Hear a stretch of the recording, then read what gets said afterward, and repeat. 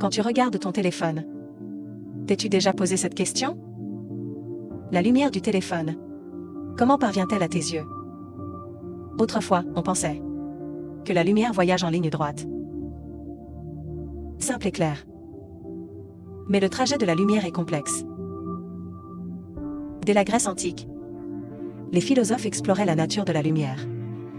Mais la vraie compréhension de la lumière vient de la physique quantique. En physique quantique, la lumière est à la fois onde et particule.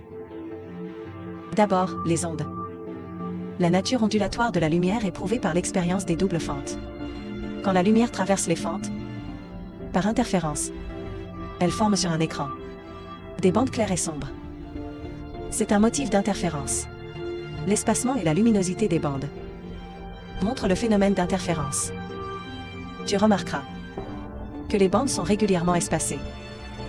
Plus loin du centre, las bandas se estompen. Ce phénomène prouve que la lumière ne va pas toujours droit. Face à un obstacle, elle se courbe et se diffuse. C'est sa nature ondulatoire. Cette nature se voit aussi dans les couleurs. Différentes longueurs d'onde créent différentes couleurs. D'ultraviolet à infrarouge. La lumière visible est une petite partie du spectre électromagnétique. Mais elle façonne notre monde visuel. Longueur d'onde courte, bleu, violet. Longueur d'onde longue, rouge. Comme dans un arc-en-ciel. La lumière blanche se réfracte dans les gouttes d'eau. Chaque longueur d'onde déviant différemment. Cela forme les 7 couleurs de l'arc-en-ciel. La réfraction montre la nature ondulatoire. Quand la lumière change de milieu, Asavitas vary. Ce qui la fait dévier. Comme un bâton droit dans l'eau, qui semble plier. Pour la nature particulière, en 1905, Einstein propose l'effet photoélectrique. Preuve classique de la nature particulière de la lumière.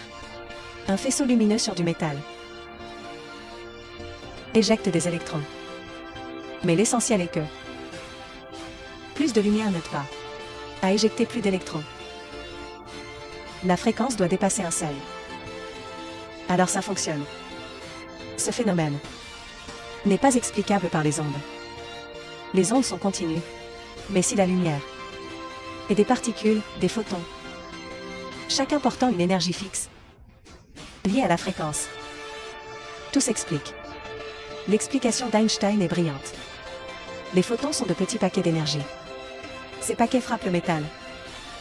Et si leur énergie suffit, les électrons s'échappent. Sinon, rien ne se passe. Les électrons restent. Comment prouver les photons? L'expérience de diffusion quantum. Les photons exercent des électrons. Leur longueur d'onde s'allonge. Car. Ils perdent de l'énergie. Cela n'est pas explicable par les ondes. Mais le modèle photonique est parfait. En 1926, Schrödinger présente l'équation de Schrödinger, pilier de la mécanique quantique. Elle ne concerne pas directement la lumière, mais décrit la fonction d'onde des particules microscopiques, évoluant dans le temps. La fonction d'onde, concept abstrait en mécanique quantique, donne la probabilité de localisation des particules. Elle décrit leur répartition. Chaque particule a sa fonction d'onde, y compris les photons. Pointe de lumière. Bien que l'équation de Schrödinger décrive surtout les électrons, les photons, particules quantiques, suivent aussi la mécanique quantique. Le comportement des photons s'exprime en termes quantiques. Les photons ont leur propre fonction d'onde, bien qu'ils n'aient pas de masse. Ils montrent une dualité onde-particule. En réalité, la lumière n'est ni onde ni particule. Cela dépend de l'observation. L'observation détermine son comportement. Dans certaines expériences, la lumière agit comme une onde, montrant interférence et diffraction. Dans d'autres, elle se comporte comme particule, comme dans l'effet photoélectrique ou la diffusion quantum. La dualité onde-particule de la lumière offre de nombreuses applications. Dans l'informatique quantique, les photons servent de porteurs de qubits. Leur état de superposition donne aux ordinateurs quantiques une puissance Inégalée par les ordinateurs classiques. Communication quantique et laser. Repose sur cette propriété unique. Sais-tu où dans la vie cette propriété est encore utilisée ?